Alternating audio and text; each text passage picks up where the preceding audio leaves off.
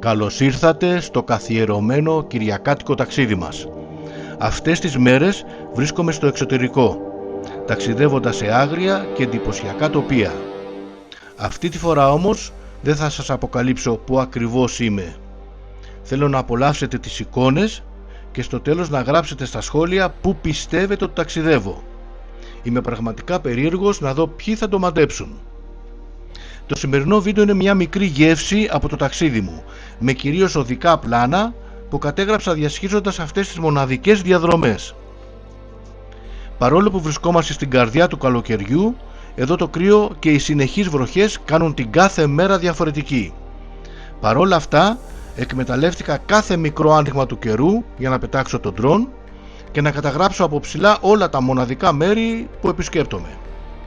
Όταν επιστρέψω στην πατρίδα θα ξεκινήσει μια νέα σειρά βίντεο με εντυπωσιακές εναέριες λήψεις από δεκάδες τοποθεσίες αυτού του ταξιδιού. Μέχρι τότε απολαύστε αυτή τη μικρή πρόγευση και μην ξεχάσετε να γράψετε στα σχόλια την απάντησή σας. Πού πιστεύετε ότι βρίσκομαι?